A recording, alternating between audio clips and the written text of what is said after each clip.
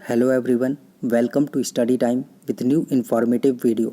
Allahabad high court RO ARO के लिए कई बच्चों ने पूछा हुआ है कि सर इंग्लिश कैसे तैयार करें और इंग्लिश में जो ग्रामर है, वोकैब है, ये एक साथ कैसे तैयार होगा, इतनी जल्दी हम क्या करें, कैसे करें कि ये सारी चीज़ें तैयार हो जाएं।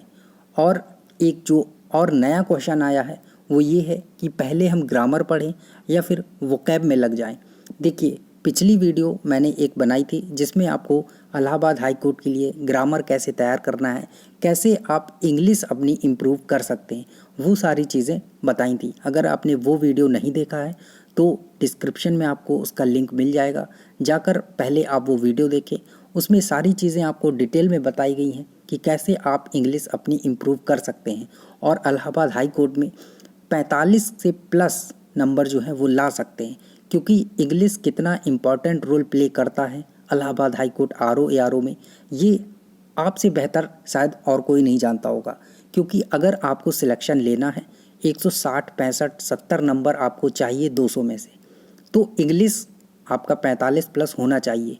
और वो कैसे होगा, वो सारी चीज़ें उस वीडियो में बताई गई हैं कि अगर आपको इंग्लिश बिल्कुल भी नहीं आती है, ज़ीरो से स्टार्ट करना है, तो ज़ीरो से हीरो आप कैसे बन सकते हैं, कैसे इंग्लिश को इतनी जल्दी 1-2 महीने में इम्प्रूव कर सकते हैं। क्योंकि अभी 1-2 महीने तक तो कोई वैकेंसी आने के आसार है नहीं है, ठीक है।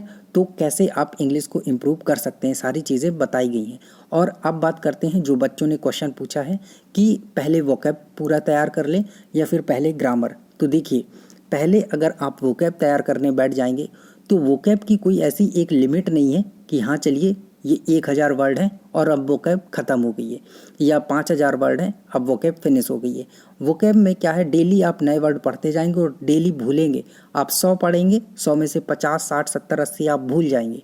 अगर 2-3 दिन तक रिवाइज नहीं करेंगे तो 100 के 100 भूल जाएंगे आप। ये 100% श्योर है कि आप भूल जाएंगे। तो आपको बार बार रिवाइज करना है। ये तो रही वोकैब की बात। अब बात करते हैं ग्रामर की, कि पहले वोकैब करें या ग्रामर।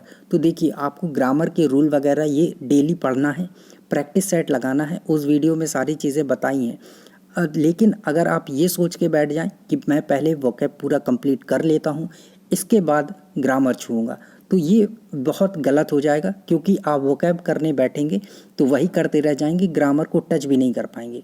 तो मेरी आपको जो सलाह है, मेरा जो एक्सपीरियंस है वो यही है कि आप ग्रामर पढ़ते चलिए। 1 घंटे जितना आपसे हो सकता है, 1 घंटे आप ग्रामर पढ़ लीजिए, एक प्रैक्टिस सेट लगा लीजिए उसी से रिलेटेड। इसके बाद अगर आपको टाइम मिलता है, एक्स्ट्रा टाइम है आपके पास, तो 1 घंटे 1.5 घंटे आप वोकैब वगैरह देख लीजिए। जो वन वर्ड सब्स्टिट्यूशन है, ईडियम फ्रेज हैं, इनको देख लीजिए, डेली डेली देखते चलिए।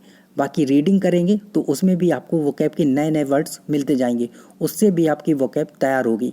क्योंकि रीडिंग से अच्छा कुछ भी नहीं है, उसमें नए नए आपको डेली वर्ड मिलेंगे जिससे आपकी वोकैब और इम्प्रूव होगी। लेकिन अगर आप ये सोच के बैठ जाएं कि मैं पहले वोकैब कंप्लीट कर लेता हूँ, इसके बाद सारा काम करूँगा, सब कुछ करूँगा, ग्रामर और ये सारी चीज़ें, तो आप बहुत पीछे चले जाएंगे और ना ही आप इंग्लिश सीख पाएंगे, ना ही सिलेक्शन ले पाएंगे। और जब ये नहीं होगा, नंबर वगैरह तो कुछ आने वाले हैं नहीं। तो आप रीडिंग करिए, इसके साथ साथ ग्रामर का 1 घंटा ग्रामर को दीजिए। बाकी अगर आपको जितना टाइम मिलता है, 1.5 लगता है, आधा घंटा लगता है, जितना लगता है उतना टाइम दीजिए आप ग्रामर को।